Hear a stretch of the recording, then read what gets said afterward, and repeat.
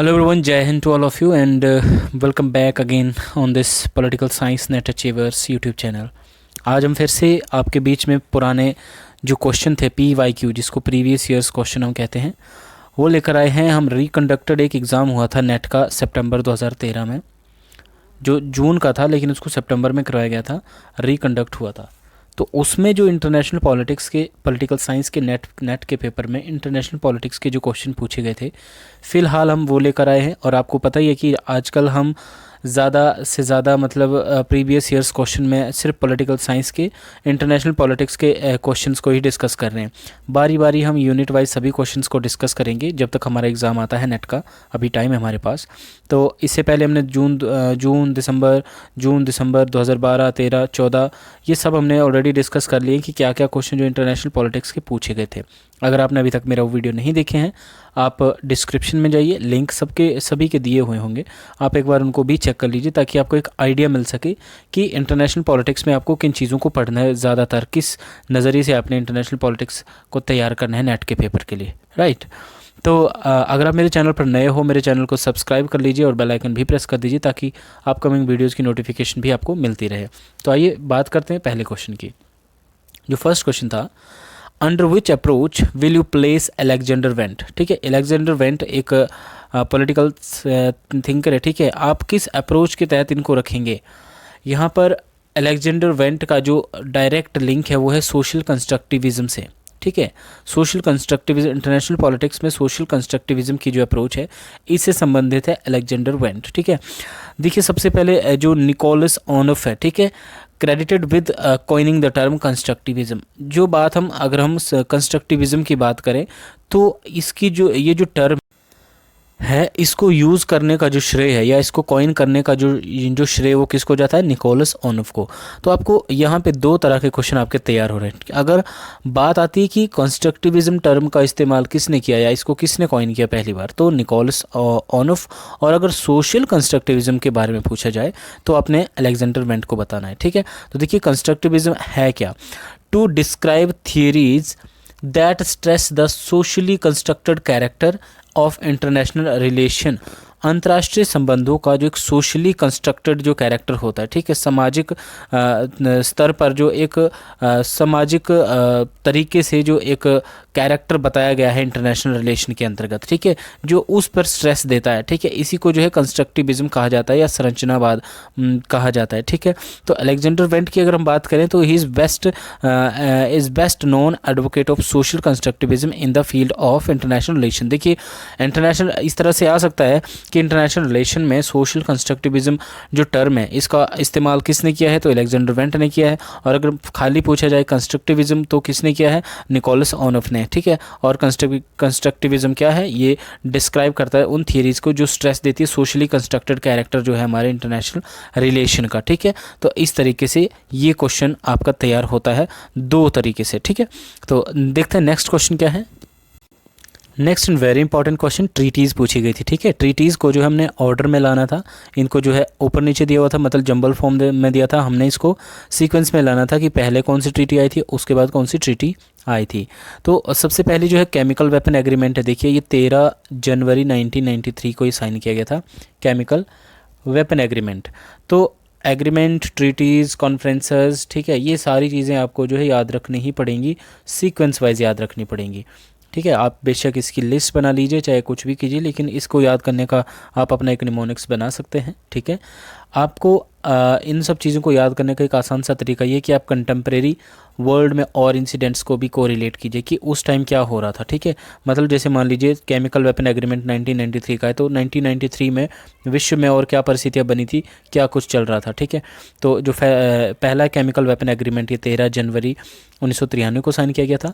Second one is indefinite extension of NPT. आपको पता है कि नॉन प्रोलिफरेशन ट्रीटी जो 1968 की थी, ठीक है, इसको इंडेफिनेटली मतलब इंडेफिनेटली इसको जो एक्सटेंड कर दिया गया था 11/5/1995 मीन्स 11 मई 1995 को जो है नॉन प्रोलिफरेशन ट्रीटी को जो है इंडेफिनिट टाइम के लिए जो है एक्सटेंड कर दिया गया था। ठीक है, और comprehensive test ban treaty CTBT, ठीक है, ये 10 सितंबर 1996 को ये जो है साइन की गई थी, कंप्रीहेंसिव टेस्ट बैन ट्रीटी, ठीक है, जिसमें हथियारों या परमाणु परीक्षण पे के ऊपर जो है एक बैन लगाया गया था, ठीक है।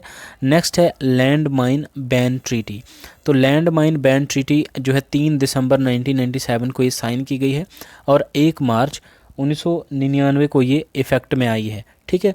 तो इस तरीके से ये चारों ट्रीटीज़ जो है आपको याद रखनी है, ठीक है। पहले कौन सी आई थी, दूसरी, तीसरी, इस तरह से चौथी। तो हो सकता है कई बार साइन कब की गई ये पूछा जाता है, कई बार इफेक्ट में कब आई ये पूछा जाता है, ठीक है। नेक्स्ट क्वेश्चन है, नेक्स्ट क्वेश्चन मैच करने के लिए है, ठीक है। पूछा गया था पॉलिटिकल सिस्टम, जैसे कि हमने टॉप 20 क्वेश्चंस में भी आज हमने ये बात की है कि अलग अलग पर्टिकुलर कंट्री में या उसके संविधान की विशेषता दी गई कि किस देश में किस देश के संविधान में क्या विशेषता है या क्या विशेष है, ठीक है। तो उसमें हमने जैसे पॉलिटिकल सिस्टम की बात की थी वहाँ भी, ठीक है। जैसे भारत में पार्लियामेंट्री सिस्टम है, ठीक है, और यूके में आपका रूल ऑफ लॉ है, ठीक है, उस हिसाब से। अब यहाँ पे जो पूछा गया था, ठीक है, कॉन्स्टिट्यूशनली सेंट्रलाइज्ड यूनियन कहाँ पे है, ठीक है, या आप यूँ कहें कि constitutionally decentralise, sorry not centralised बल्कि डिसेंट्रलाइज्ड यूनियन, ठीक है। डिसेंट्रलाइजेशन का आपको पता है क्या होता है, सेंट्रलाइजेशन और डिसेंट्रलाइजेशन। सेंट्रलाइजेशन मीन्स जब शक्तियों का जो एकीकरण किया जाता है, शक्तियाँ जो है एक जगह पे एक सेंटर में आ जाती है, ठीक है। और डिसेंट्रलाइजेशन मीन्स पावर्स को डिस्ट्रीब्यूट करना, ठीक है, अलग अलग यूनिट्स में जो है पावर को डिस्ट्रीब्यूट कर देना। तो यहाँ पे कॉन्स्टिट्यूशनली संवैधानिक तरीके से जो है यूनियन को जो है डिसेंट्रलाइज्ड किया गया है। तो कहाँ पे किया गया ये, यूनाइटेड किंगडम में। हमें क्या देखने को मिलता है, वहाँ का पॉलिटिकल सिस्टम कैसा है, कॉन्स्टिट्यूशनली डिसेंट्रलाइज्ड सिस्टम है वहाँ पे, ठीक है, कॉन्स्टिट्यूशनली डिसेंट्रलाइज्ड यूनियन है वहाँ पे, तो यूनाइटेड किंगडम, ठीक है। नेक्स्ट था union with certain federal features, union भी है, ठीक है, विद सर्टेन फेडरल फीचर। तो ये देखिए फेडरल संघीय आपको पता है, लेकिन यूनियन, ठीक है, आपके यहाँ भारत में हम क्या देखते हैं, हमारे भारत में कि पावर्स जो है यूनियन या यूनियन लिस्ट में सबसे ज़्यादा पावर्स हैं, आपको पता ही है, ठीक है। उसके उपरांत यहाँ पे आपकी एक तो एकीकृत व्यवस्था भी है, साथ ही साथ यहाँ पे संघीय व्यवस्था भी पाई जाती है, ठीक है। हमारे संविधान में 2 तरह की विशेषताएं पाई जाती है, ठीक है, एक तो एकीकृत और दूसरी संघीय, ठीक है। तो ये भारत के संविधान में विशेष बात है, ठीक है। नेक्स्ट था कॉन्फेडरेशन, ठीक है। तो कॉन्फेडरेशन कहाँ पे देखने को मिलती है, स्विट्ज़रलैंड में। स्विट्ज़रलैंड का जो पॉलिटिकल सिस्टम है वो कैसा है, कॉन्फेडरेशन है। और फेडरेशन है यूनाइटेड स्टेट ऑफ अमेरिका का, ठीक है। ये मैंने एरो नीचे से ऊपर की है ताकि आपको थोड़ा सा प्रेजेंस ऑफ माइंड रहे, ठीक है। तो कॉन्फेडरेशन कहाँ पे, आपका स्विट्ज़रलैंड में, और federation United state of America में। तो इस तरह के पॉलिटिकल सिस्टम को लेकर भी देखिए क्वेश्चन पूछा गया था, तो आपने इस तरीके से भी क्वेश्चंस को याद रखना है, प्रिपेयर रखना है, ठीक है। नेक्स्ट क्वेश्चन देखते हैं। नेक्स्ट भी बहुत इंपॉर्टेंट क्वेश्चन ने पूछा गया था, और देखिए मैं आपको क्या कह रहा हूँ कि आपको जो है अलग अलग कंट्रीज़ के साथ क्या क्या समझौते हुए, कौन कौन से, खासकर भारत और पाकिस्तान के बीच में अगर कोई एग्रीमेंट्स हुए हैं, कोई विवाद है, ठीक है, तो ये सब चीज़ें हमें याद रखनी पड़ेगी इंडियन फॉरेन पॉलिसी में, ठीक है। तो देखिए क्वेश्चन क्या पूछा गया था कि India Pakistan agreement in chronological order, ठीक है। Chronological order means sequence wise, ठीक है, एक के बाद दूसरा। क्रोनोलॉजी का मतलब क्या होता है, कालक्रम, ठीक है। तो आपको जो कालक्रम के अनुसार पहली, फिर दूसरी, फिर तीसरी या चौथी जो एक एग्रीमेंट है, ठीक है, भारत और पाकिस्तान के बीच, इनको आपने अरेंज करना था। तो ऊपर नीचे था, ठीक है, लेकिन हमने यहाँ पे क्या कर दिया, हमने यहाँ पे पूरा सीक्वेंस में लिख दिया। तो पहला जो है ताशकंद जो एग्रीमेंट है, ठीक है, हिंदी में इसको ताशकंद पढ़ते हैं हम। तो ताशकंद जो एग्रीमेंट है समझौते 10 जैन 1966 को ये हुआ था। और आपको पता ही है कि भारत और पाकिस्तान का जब 1965 का वॉर चला हुआ था, तो कहीं ना कहीं उसके एक रेजोल्यूशन या उसको रिजॉल्व करने के लिए, उसके समाधान के लिए जो रशिया ने एक बीच में इंटरफेयर किया था भारत और पाकिस्तान के बीच में, ताकि शांति स्थापित की जा सके, ठीक है। तो रशिया के USSR था उस वक्त, ठीक है, USSR के ताशकंद में जो है ये एग्रीमेंट हुआ था भारत और पाकिस्तान के बीच में 10 जनवरी 1966। नेक्स्ट था शिमला एग्रीमेंट। तो शिमला एग्रीमेंट भी क्यों हुआ था, देखिए 1972 में हुआ है, 2 जुलाई, ये 28 जून से एक्चुअली हुआ था, 28 जून से लेकर 2 जुलाई तक चला था ये 1972 में, ठीक है। तो 1971 में क्या हुआ था, देखिए जो बांग्लादेश को हमने फ्री करवाया था, ठीक है, पाकिस्तान से। तो कहीं ना कहीं उसके बाद भारत और पाकिस्तान का जो 1971 की जो एक लड़ाई थी, उसके बाद जो शिमला एग्रीमेंट किया गया था, ठीक है। तो ये दूसरा आ गया। तीसरा लाहौर एग्रीमेंट। तो लाहौर एग्रीमेंट 21 फरवरी 1999 को है, ठीक है, ये 1999 को हुआ था लाहौर एग्रीमेंट, और आगरा अकॉर्ड जो है 14 से 16 जुलाई 2001।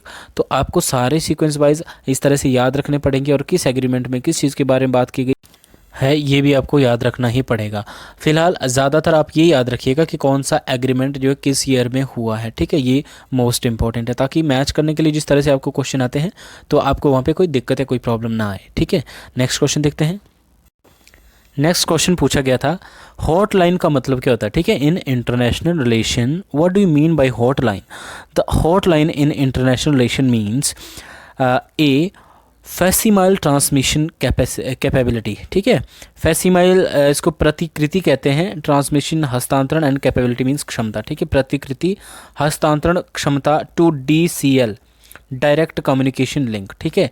फैसिमाइल transmission capability to direct communication link, एक तो इसका मतलब ये होता है। दूसरा to send graphic material by DCL, ठीक है, डायरेक्ट कम्युनिकेशन लिंक के माध्यम से ग्राफिकल मटेरियल को सेंड करना। And C direct communication between head of the state, head of the government, मतलब एक जो पर्टिकुलर स्टेट होता है, ठीक है, उसके हेड और जो सरकार होती है वहाँ की, उस सरकार का जो हेड होता है, उनके बीच में एक डायरेक्ट कम्युनिकेशन जो होता है उसको जो हम हॉटलाइन कहते हैं। अगर हॉटलाइन को हम डिफाइन करें तो a hotline is a point to point communication link in which a call is automatically directed to the pre selected destination, मतलब पहले से सिलेक्ट की जाती है डेस्टिनेशन की कहाँ के लिए कॉल करनी है, ठीक है, without any additional action by the user when the end instrument goes of hook, ठीक है। तो इस तरह से हम क्या देखते हैं कि हॉटलाइन क्या होती है, जब पर्टिकुलर स्टेट और पर्टिकुलर गवर्नमेंट, ठीक है, स्टेट और उसकी गवर्नमेंट के दोनों के जो हेड होते हैं, ठीक है, उनके बीच में एक जो डायरेक्ट लिंक होता है, डायरेक्ट जो कम्युनिकेशन होती है, उसको भी हम हॉटलाइन कहते हैं, ठीक है। मटेरियल, ग्राफिकल मटेरियल को भी DCL डायरेक्ट कम्युनिकेशन लिंक के माध्यम से सेंड करना, ठीक है। एंड फैसिमल ट्रांसमिशन कैपेबिलिटी, तो ये सारी चीज़ें जो है हॉटलाइन के अंतर्गत आती है, ठीक है। पॉइंट टू पॉइंट कम्युनिकेशन की बात की जाती है, ठीक, इसमें, ठीक है, जिसमें आपकी जो डेस्टिनेशन है वो जो प्री सिलेक्टेड है, ठीक है, प्री सिलेक्टेड डेस्टिनेशन होती है, ठीक है, इस तरीके से वहाँ पे कम्युनिकेशन की जाती है, तो that is called hotline. Next question देखते हैं। Now come to the next question. देखिए, कौन नहीं जानता भारत और पाकिस्तान के विवाद के बारे में, ठीक है। Which one of the country was not a member of the commission, एक कमीशन बनाया गया था, ठीक है, यूनाइटेड नेशन ऑर्गेनाइजेशन के द्वारा एक कमीशन बनाया गया, appointed by the security council, ठीक है, सिक्योरिटी काउंसिल के द्वारा जो है कमीशन अपॉइंट किया गया था to the solve the Indo Pak Kashmir dispute, ठीक है। देखिए, भारत और पाकिस्तान के बीच में जो कश्मीर इशू है, ठीक है, इस कश्मीर इशू को सॉल्व करने के लिए एक कमीशन बनाया गया, ठीक है। उस कमीशन के अंदर जो यहाँ क्वेश्चन ये पूछा जा रहा है कि उस कमीशन के अंतर्गत कौन मेंबर नहीं था। नीचे 4 मेंबर है, ठीक है, 4 मेंबर कंट्रीज़ हैं, ठीक है, जो उस कमीशन के अंतर्गत थी, ठीक है, लेकिन कौन सा मेंबर नहीं था इन चारों में से, ये हमने देखना है। तो अर्जेंटीना है, USA है, ठीक है, यूनाइटेड स्टेट ऑफ अमेरिका है, कोलंबिया है, लेकिन USSR उस सिक्योरिटी काउंसिल के द्वारा बनाए गए उस कमीशन में USSR नहीं बताया गया है, ठीक है। तो देखिए, USSR was not a member of the commission appointed by the security council to solve the Indo Pak dispute, ठीक है। तो जैसे कि आपको पता है कि भारत और पाकिस्तान के बीच में जो कश्मीर इशू जब यूनाइटेड नेशन में चला गया, ठीक है, UNO में चला गया, उसके बाद जो है इन दोनों के बीच जो है इस इशू को सॉल्व करने के लिए या इसको जो है इसको निगरानी में लाने के लिए एक कमीशन बनाया गया था सिक्योरिटी काउंसिल के द्वारा, ठीक है, उसी के मेंबर्स की बात की जा रही है। तो USSR उसमें मेंबर नहीं था। थोड़ा और डिटेल में देखेंगे हम कि क्या था भारत पाकिस्तान के बीच में कश्मीर इशू को लेकर मामला। तो देखिए, commission appointed by the security council to solve the Indo Pak Kashmir dispute, ठीक है, रेजोल्यूशन 39 आता है, ठीक है, यूनाइटेड नेशन का जो रेजोल्यूशन 39 है। देखिए, इस तरह से भी कई बार क्वेश्चन पूछा जा सकता है कि यूनाइटेड नेशन का जो रेजोल्यूशन 39 है वो किससे संबंधित है, या रेजोल्यूशन 48 वो किससे संबंधित है, ठीक है। तो ये सब चीज़ें हमें पता होनी चाहिए। तो भारत और पाकिस्तान के बीच में जो कश्मीर इशू था, इससे संबंधित जो रेजोल्यूशन है वो रेजोल्यूशन 39, रेजोल्यूशन 48 एंड एक इसके बाद आएगा रेजोल्यूशन 19-1। तो ये क्या थे ये सारे रेजोल्यूशन? देखिए, रेजोल्यूशन 39 जनवरी 1948 को लिया गया, जिसमें क्या किया गया कि यूनाइटेड नेशन के द्वारा एक कमीशन की स्थापना की गई फॉर इंडिया एंड पाकिस्तान, ठीक है, united nation commission for India and Pakistan to investigate and mediate the dispute, ठीक है, इन्वेस्टिगेट करना, ठीक है, खोज करना, छानबीन करना इस मामले की कश्मीर इशू को लेकर, और मेडिएट का मतलब कि भाई वो एक मध्यस्थता करना, ठीक है, भारत और पाकिस्तान के इश्यूज़ के बीच में मध्यस्थता करना ताकि दोनों में शांति स्थापित की जा सके। तो ये एक जो कमीशन बनाया गया था किस रेजोल्यूशन के अंतर्गत बनाया गया था, ये रेजोल्यूशन 39 था, और कब, जनवरी 1948 को। इसके बाद रेजोल्यूशन 48 लिया गया अप्रैल 1948 को, ठीक है, जनवरी में 39 रेजोल्यूशन लिया गया, और अप्रैल 1948 में 48 जो रेजोल्यूशन लिया गया जिसमें council decided to enlarge the membership of united nation commission for India and Pakistan. तो UNCIP इसका शॉर्ट फॉर्म है, ठीक है, united nation commission for India and Pakistan. इसके लिए जो ये कमीशन बनाया गया था उसकी मेंबरशिप को बढ़ाने की बात की गई, किसमें, रेजोल्यूशन 48 में। तो आपने ये याद रखना कि 39 में क्या कमीशन बनाया गया, और 48 में क्या, रेजोल्यूशन 48 में क्या, इसकी मेंबरशिप को बढ़ाने के लिए इसमें बात की गई थी, ठीक है। नेक्स्ट देखते हैं आगे क्या क्या हुआ इसमें। 1949 में कराची एग्रीमेंट होता है। तो देखिए एग्रीमेंट्स आपको याद रखने, मैंने आपको ऑलरेडी बताया, तो कराची एग्रीमेंट भी पूछा जा सकता है कि कराची एग्रीमेंट कब होता है, 1949 में हुआ था। तो देखिए 1949 में India and Pakistan sign the Karachi agreement establishing a ceasefire line to be supervised by the military observers, ठीक है, मिलिट्री ऑब्जर्वर्स के द्वारा जो है कि उनके निगरानी में या उनके सुपरविजन में जो है एक सीज फायर लाइन को जो है इस्टेब्लिश किया गया भारत और पाकिस्तान के द्वारा। कब, कराची एग्रीमेंट होता है जब 1949 में, ठीक है। दीज ऑब्जर्वर्स, ये जो हम ऑब्जर्वर्स की बात कर रहे हैं, these observers under the command of the military adviser, ठीक है, ये ऑब्जर्व किसके अंडर थे, command under the command of the military advisers formed the necklaces of the united nation military observers groups in India and Pakistan. तो देखिए यहाँ पे 1949 already हमने 1948 में बात की, आपके जो 39 जनवरी में 39 रेजोल्यूशन आया, अप्रैल में 48 रेजोल्यूशन आया, ठीक है। उसके बाद कराची एग्रीमेंट आता 1949 में, जिसमें क्या किया जाता है, एक सीज फायर लाइन जो है इस्टेब्लिश की जाती है under the supervision of the military observers, ठीक है। तो इनके सुपरविजन में एक सीज फायर लाइन जो है क्रिएट की गई, उसको जो है ये इस्टेब्लिश किया गया, ठीक है। उसके बाद रेजोल्यूशन 91 आया, ठीक है। जैसे कि हमने ऑलरेडी बताया कि 3 रेजोल्यूशन यहाँ पे रिलेट करते हैं इसके साथ। एक रेजोल्यूशन 39 जिसमें कमीशन बनाया गया, रेजोल्यूशन 48 जिसमें कमीशन की जो मेंबरशिप थी उसको बढ़ाने की बात की गई, और रेजोल्यूशन 91 अब क्या है कि ऑन मार्च 30 1951, ठीक है, 30 मार्च 1951 में रेजोल्यूशन 91 लिया गया, ठीक है।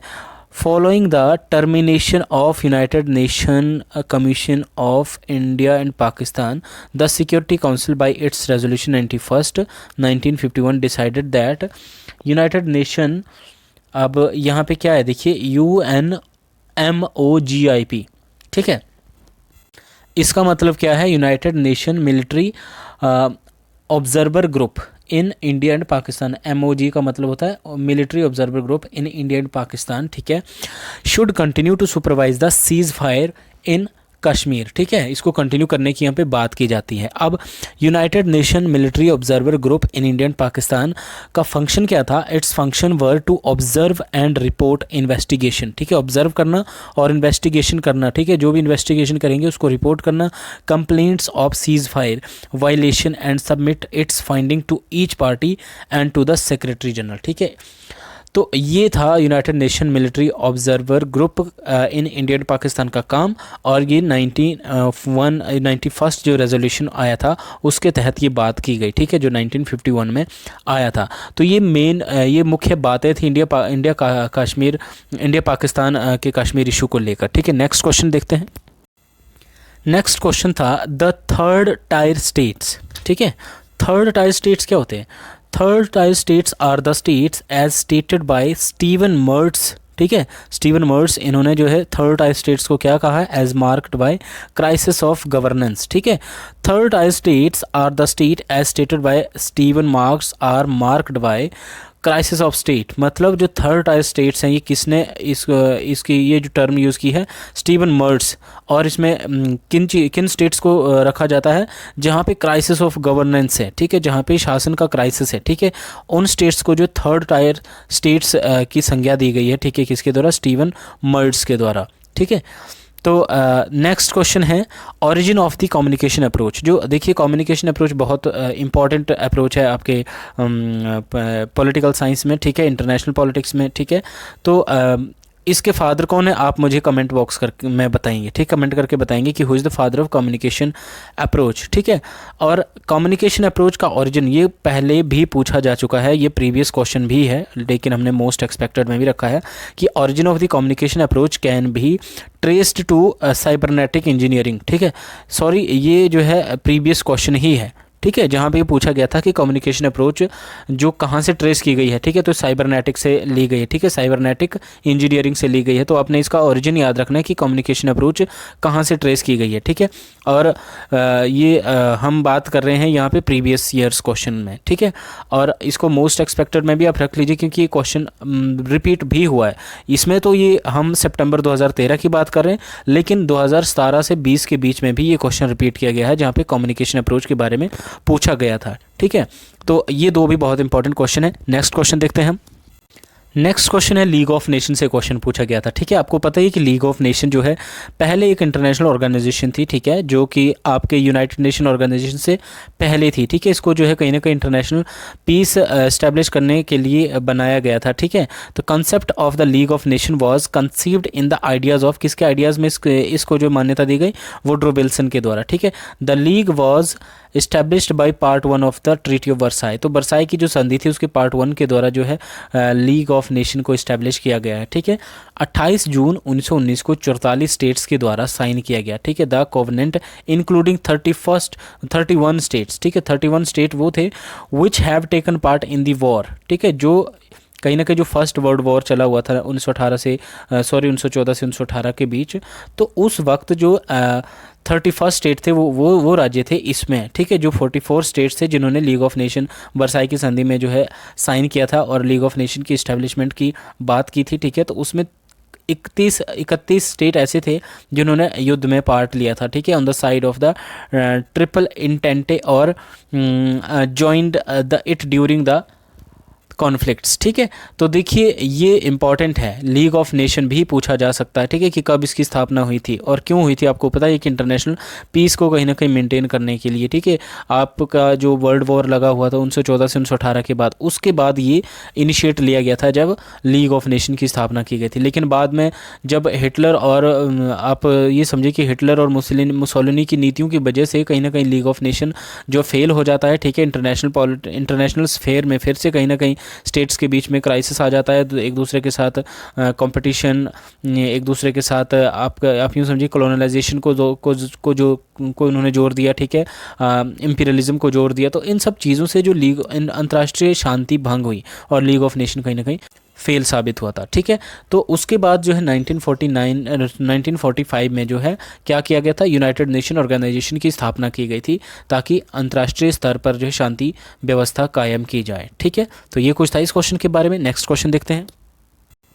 नेक्स्ट क्वेश्चन था which of the determinants of Indian foreign policy, ठीक है, भारतीय विदेश नीति का ऐसा कौन सा डिटर्मिनेंट नहीं, इज़ नॉट अ रीज़न नहीं है किस बात के लिए, for the de facto recognition of Israel by India before 1980। 1980 से पहले भारत के द्वारा जो इज़राइल को जो है मान्यता दी गई, एक डी फैक्टो रिकॉग्निशन, ठीक है, नामात्र की एक मान्यता दी गई थी, ठीक है। उसमें कौन सा फैक्टर जो है इंडियन फॉरेन पॉलिसी का जो है रीज़न नहीं था, कौन सा डिटर्मिनेंट जो है रीज़न नहीं था, मतलब किन आधारों पर ये रिकॉग्निशन दी गई है और किन आधारों पर ये रिकॉग्निशन नहीं दी जा सकती है या नहीं दी गई थी। तो देखिए इसमें सबसे पहले इकोनॉमिक फैक्टर था, ठीक है। इकोनॉमिक फैक्टर पे भी जो कहीं ना कहीं भारत ने जो है भारत ने जो है इज़राइल को मान्यता दे दी, ठीक है। Pluralistic nature of Indian society, भारतीय जो सोसाइटी है, ठीक है, इसका नेचर कैसा है, प्लूरलिस्टिक है, ठीक है।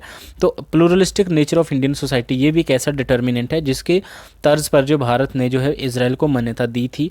And ideology of Indian nation, भारतीय राज्य की जो विचारधारा है, ठीक है, जैसे आपको पता है कि हमारी विचारधारा कैसी है, ठीक है, हम नॉन वायलेंस के बारे में बात करते हैं, हम निष्पक्षता के बारे में बात करते हैं, ठीक है, हम इंटरनेशनल पीस के बारे में बात करते हैं, ठीक है। तो इस तरह की हमारी विचारधारा, इन विचारधाराओं के आधार पर भी हमने कहीं ना कहीं इसराइल को मान्यता दी थी। लेकिन इसराइल को मान्यता देने का ये कारण नहीं था कि history of tradition of India, कि जी हमारा इतिहास ऐसा रहा है कि हम हर किसी को मान्यता दे देते हैं, ठीक है, ऐसा नहीं है। ये कोई फैक्टर नहीं, ये कोई डिटर्मिनेंट नहीं था हमारी इंडियन फॉरेन पॉलिसी का इसराइल को मान्यता देने का, ठीक है। तो जो मुख्य था वो था इकोनॉमिक फैक्टर है, pluralistic nature of Indian society हो गया, आइडियोलॉजी ऑफ इंडियन नेशन हो गया, लेकिन history of tradition of India ये फैक्टर नहीं था, या ये डिटर्मिनेंट नहीं था भारत के द्वारा इसराइल को मान्यता दिए जाने का, ठीक है, जो 1980 से पहले भारत ने इसराइल को मान्यता दी थी, ठीक है। तो वेरी इंपॉर्टेंट क्वेश्चन। नेक्स्ट हम देखते हैं, रीज़न और असर्शन से क्वेश्चन पूछा गया है नेक्स्ट, ठीक है। रीज़न और असर्शन है, असर्शन क्या है, the emergence and strengthening of regional parties. यहाँ पे रीजनल पार्टीज़ की बात की जा रही है, उनके इमरजेंस और उनकी स्ट्रेंथनिंग की बात की जा रही है, आर कनेक्टेड। ये कनेक्टेड है, मतलब अगर आप रीजनल पार्टी की स्ट्रेंथ की बात करें और उनका इमरजेंस, दोनों जो है एक दूसरे के साथ कनेक्टेड है। क्यों है? Because the regionalism from below has its root in distinctive culture and identity. Regionalism क्या होता है? क्षेत्रवाद, ठीक है। रीजनलिज्म का जो रूट है ये डिस्टिंक्टिव कल्चर एंड आइडेंटिटी में निहित है, ठीक है। और इसी आधार पर आप ये समझ सकते हैं कि एक जो रीजनलिज्म की जो एक भावना होती है, क्षेत्रवाद की एक भावना होती है, उसी के आधार पर लोग जो है पॉलिटिकल पार्टीज़ बनाना शुरू कर देते हैं, ठीक है, रीजनल क्षेत्रीय दल बनाना शुरू कर देते हैं, फिर उनको उन्हीं आधारों पर जो उनको स्ट्रेंथन करते हैं, ठीक है। तो ये दोनों चीज़ें एक दूसरे से लिंक्ड हैं, ठीक है। इसलिए यहाँ पे क्या है, बोथ स्टेटमेंट, ठीक है, A and R, assertion and reason, both are true and R is a correct explanation of A, ठीक है। रीजन जो है करेक्ट एक्सप्लेनेशन है assertion का, तो इसलिए ये क्वेश्चन इस तरह से बनता है। नेक्स्ट हम क्वेश्चन देखते हैं।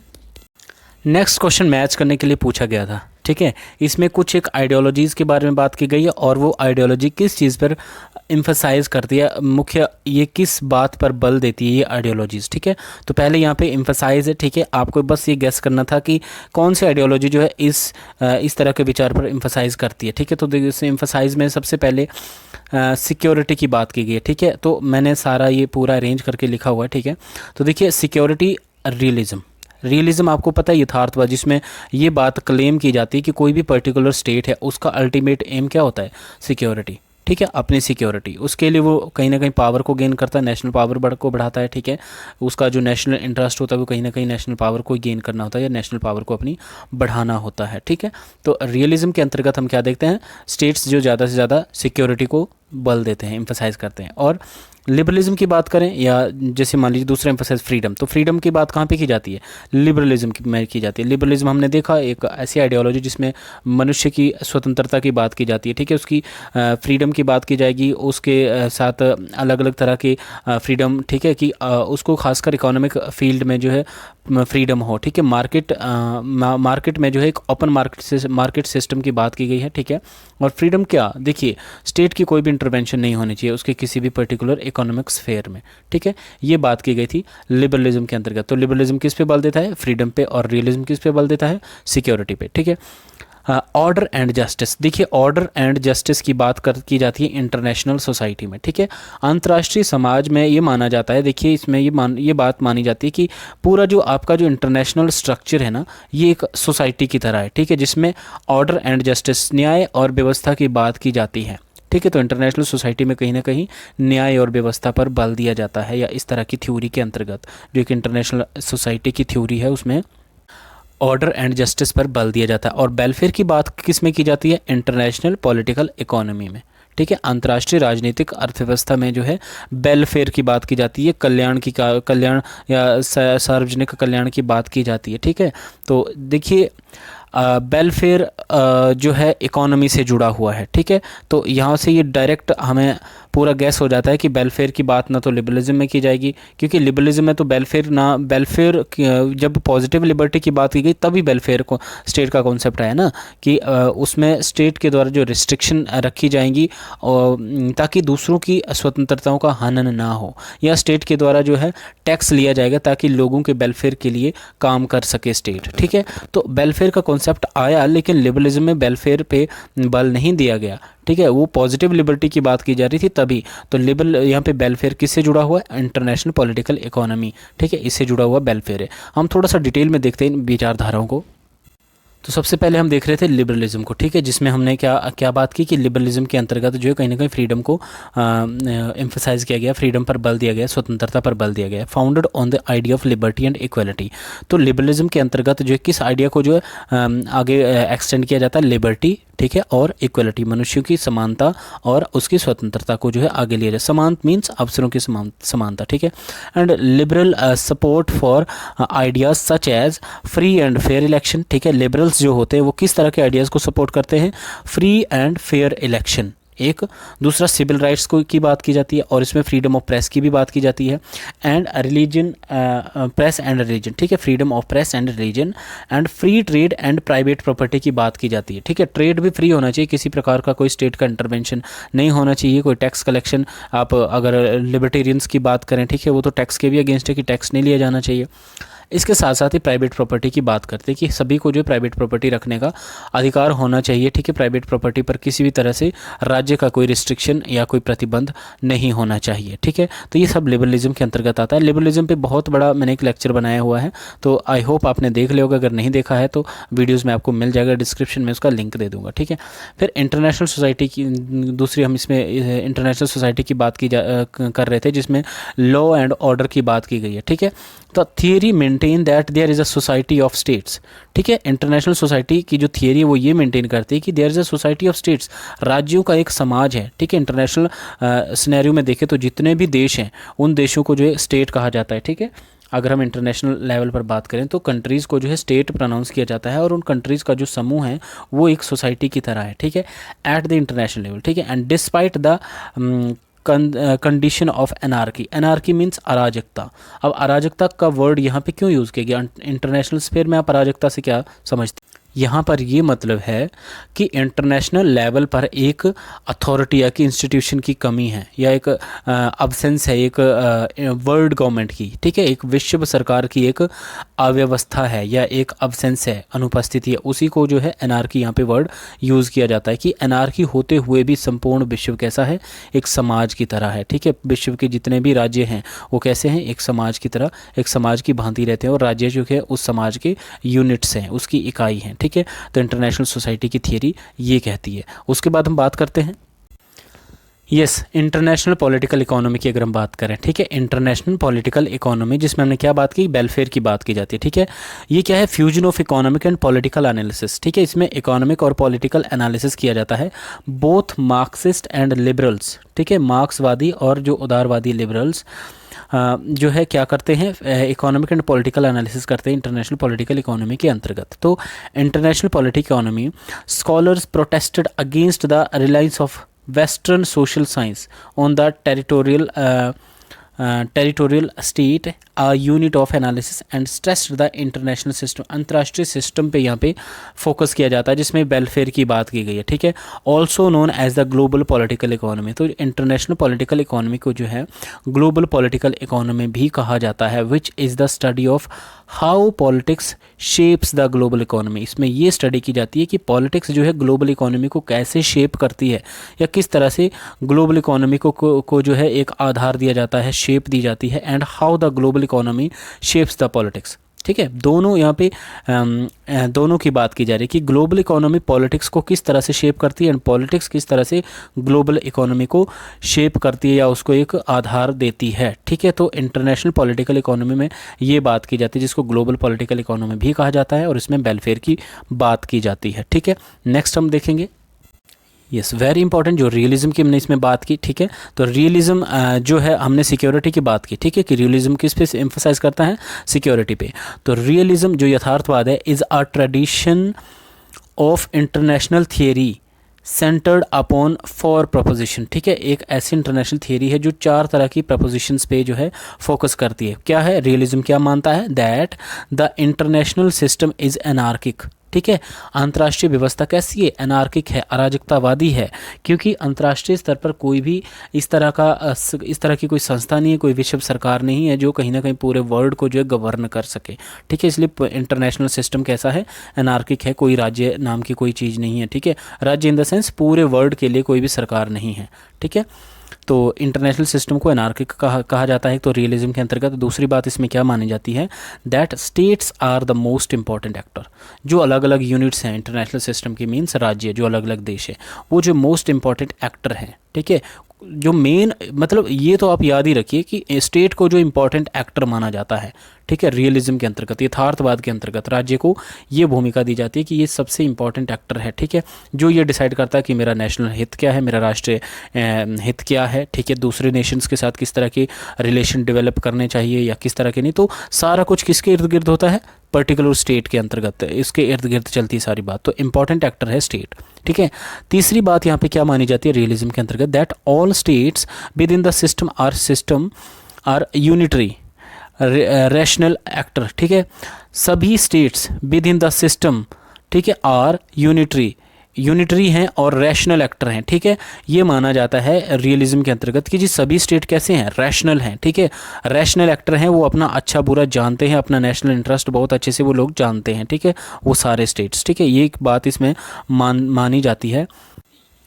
नेक्स्ट है कि the primary concern of all state is survival, ठीक है, कोई भी देश है, कोई भी पर्टिकुलर स्टेट है, उसका जो प्राइमरी कंसर्न क्या है, सर्वाइवल, ठीक है, जीना खुद के लिए, मतलब अपने देश को स्टैंड करना, अपने स्टेट के सर्वाइवल के लिए हर तरह से डिप्लोमेसी अपनाना, हर तरह से फॉरेन पॉलिसी में कहीं ना कहीं अपनी नेशनल पावर को गेन करना, ठीक है, या नेशनल पावर को बढ़ाना। क्यों बढ़ाना चाहता है कोई स्टेट अपनी नेशनल पावर को, अपने सर्वाइवल के लिए, क्योंकि अगर पर्टिकुलर स्टेट जो है वीक पड़ जाएगा तो दूसरा स्टेट कहीं ना कहीं उस पर हावी हो जाएगा, ठीक है, तो उसको वो सर्वाइव नहीं कर पाएगा फिर। तो अपने सर्वाइवल की सबको पड़ी हुई है, ठीक है। तो मेन जो प्राइमरी कंसर्न है स्टेट का वो क्या है, सर्वाइवल और अपनी सिक्योरिटी। तो ये सब चीज़ें जो है रियलिज्म के अंतर्गत आती है। और आपको ये तो इंटरनेशनल पॉलिटिक्स की थ्योरीज है, इसको हम वन बाय वन आगे डिस्कस करने वाले हैं। फिलहाल हम ये देख रहे थे कि प्रीवियस में देखिए इस तरह से क्वेश्चन आए हुए थे, फोकस पूछा गया है कि रियलिज्म का फोकस किस पे होता है, इंटरनेशनल पॉलिटिकल इकोनॉमी का फोकस किस पे है, ठीक है, लिबरलिज्म का फोकस किस पे है, ठीक है। तो ये सारी चीज़ें आपके लिए ज़रूरी एग्जामिनेशन के पॉइंट ऑफ व्यू से। तो नेक्स्ट क्वेश्चन हम देखते हैं। Next and last question of this video, देखिए इंडिया और बांग्लादेश के बीच में जो तनावपूर्ण रिलेशन, मींस उनके रिलेशंस में जो तनाव आया है तीस्ता रिवर की वजह से, ठीक है। तीस्ता जो रिवर, मैंने आपको ऑलरेडी भी बताया कि ये जो कॉन्फ्लिक्ट्स हैं, ठीक है, वाद विवाद हैं, पाकिस्तान के साथ है, श्रीलंका के साथ है, बांग्लादेश के साथ ही, तो इनको हमें डिटेल में करना पड़ेगा तैयार, ठीक है, क्योंकि यहाँ से क्वेश्चन बनते हैं और आते ही हैं, विवादों से कोई ना कोई क्वेश्चन ज़रूर आएगा और भारत के कॉन्टेक्स्ट में तो ज़रूर ही पूछा जाता है। अब यहाँ पे क्वेश्चन ये पूछा गया है दैट इंडिया बांग्लादेश, ठीक है, Indo Bangladesh relation was strained means तनावपूर्ण because of one of the following reason, मतलब कुछ रीज़न दिए हुए थे, ठीक है, जिनमें से किस रीज़न की वजह से जो है भारत और बांग्लादेश के रिश्ते जो है तनावपूर्ण हो गए हैं, वो है तीस्ता रिवर वाटर डिस्ट्रीब्यूशन। जो तीस्ता नदी है, ठीक है, वहाँ पर जो पानी का डिस्ट्रीब्यूशन है उससे रिलेटेड या उसकी वजह से भारत और बांग्लादेश के रिलेशंस में थोड़ा सा तनाव आ गया है, ठीक है। India and Bangladesh shares 54 reverse, ठीक है, भारत और बांग्लादेश के बीच में कितनी नदियां शेयर की जाती है, 54 रिवर्स, ठीक है। और 1972 में एक जॉइंट रिवर कमीशन भी बनाया गया था, ठीक है। तो बड़ी सारी छोटी छोटी जानकारी, महत्वपूर्ण जानकारी जो हमें याद रखनी पड़ेंगी और इसके बारे में मैं कोशिश करूंगा कि अलग से लेक्चर लेकर आऊँ। तीस्ता रिवर है या जो भी डिस्प्यूट, जिस कंट्री के साथ जो डिस्प्यूट है उस पर एक अलग अलग करके एक वीडियो लेके आया जाए जो खास इंपॉर्टेंट है हमारे एग्जामिनेशन के लिए, ठीक है। और एक बायलैटरल ट्रीटी 1996 में हुई थी जिसमें 30 ईयर जो एक वाटर शेयरिंग एग्रीमेंट हुआ था, ठीक है, भारत और बांग्लादेश में 1996 में 30 साल वाटर शेयरिंग एक एग्रीमेंट हुआ था, बायलैटरल ट्रीटी हुई थी। तो ये भी आ सकता है कि कब ये ट्रीटी हुई थी, ठीक है, 1996 में हुई थी, जिसमें क्या खास था कि 30 साल तक जो पानी की शेयरिंग को लेकर जो इसमें बात की गई थी। और 1983 में जब हम इसके अगर कितने 13 साल पीछे हम देखें तो एडहॉक वाटर शेयरिंग एग्रीमेंट एक 1983 भी हुआ था, ठीक है, जिसमें allocation of 39% and 36% of the water flow respectively.